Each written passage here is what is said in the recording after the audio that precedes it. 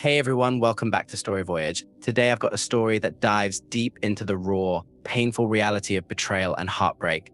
This isn't just any story, it's one that reveals how even the strongest bonds can be broken and the strength it takes to rebuild from the ashes.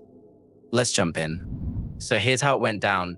It still feels surreal, even though I've had a year to process it. We were together for nearly 7 years, long enough that you think you know someone inside and out.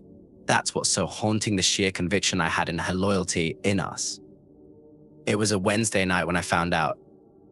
It's funny how sometimes it's the smallest things that unravel the biggest lies. I was sitting on a couch with the takeout box, watching some mindless sitcom while she was supposedly at a work meeting. I wasn't suspicious.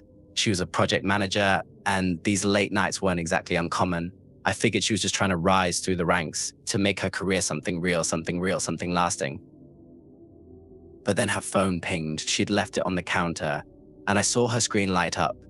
It was an Instagram notification from someone I didn't recognize, some guy named Aaron. It was late, and I don't know what made me pick up her phone, but I did.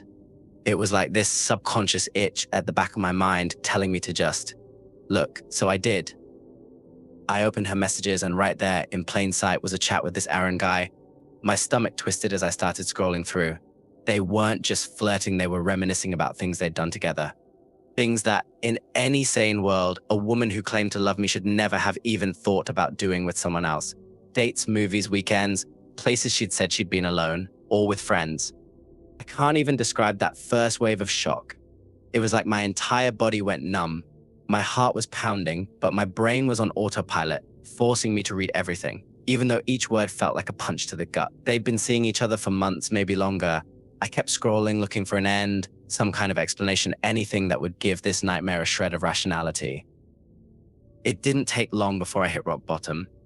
They'd gone on a weekend trip together to a city I'd always wanted to visit. She'd told me it was for a conference, a one-day workshop where she'd barely have time to breathe, let alone explore. I'd even made her a playlist for the road, filled with her favorite songs. Seeing their pictures at that place, laughing and looking like they were in love, was beyond devastating. I remember feeling dizzy, like the room was closing in on me. It was like the life I'd known, the future I'd been building with her, was shattering into pieces, and I was powerless to stop it. I put the phone down, not because I wanted to stop reading, but because my hands were shaking so hard I couldn't keep scrolling. When she got home later that night, I was still sitting on the couch, trying to look normal, even though my whole world had been turned upside down. She came in, all smiles, talking about her meeting and how exhausting it had been. That was the part that hit me the hardest. She was so casual, so comfortable lying to my face, that I began to wonder if she'd ever told me the truth about anything. I asked her straight up, how was Aaron? The look on her face was unforgettable. It was like watching a storm cloud form in an instant. Her eyes went wide, her mouth opened and closed like she couldn't find the words. She tried to deny it at first, stammering through some pathetic excuses, saying he was just a friend, that I was reading too much into things. But I couldn't take it anymore. I didn't raise my voice, I didn't get angry, I just told her I knew. I knew everything. And then I walked out of the room. I could hear her sobbing, begging me to let her explain, but I couldn't bear to look at her. The woman I loved was a stranger, someone who'd betrayed me in ways I couldn't comprehend. The home we'd built together suddenly felt hollow, like every memory we'd made had been tainted by her lies. That night, I packed a bag and stayed with my best friend. He didn't ask many questions. I think he could tell I was on the verge of breaking. I barely slept. Every time I closed my eyes, I saw her with him, laughing, happy, like our relationship meant nothing to her. The pain was all-consuming, a mix of rage, heartbreak, and this agonizing sense of betrayal that just wouldn't let up. The days that followed were a blur. She called me hundreds of times, left messages, texts, emails she wanted to explain, but there was nothing left to say. I didn't need her explanations or apologies. I needed to reclaim the pieces of myself she'd shattered.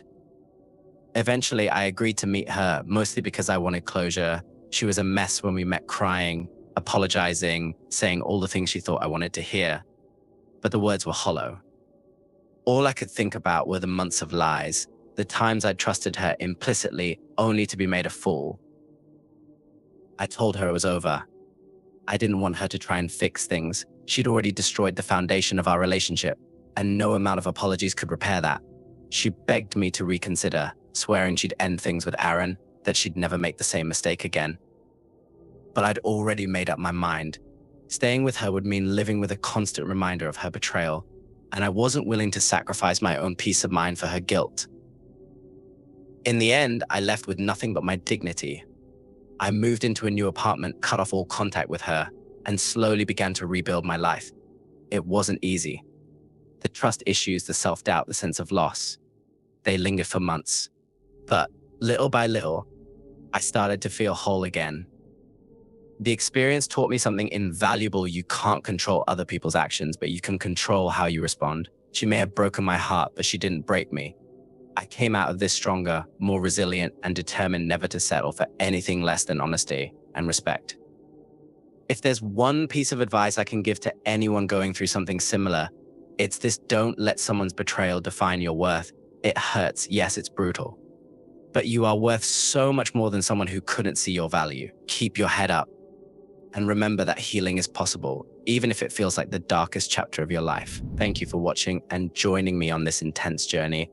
If this story resonated with you or you've had similar experiences, let's talk about it in the comments below. Don't forget to subscribe, and hit the bell so you never miss another story here on Story Voyage. Until next time, stay strong and remember you're worth more than any betrayal.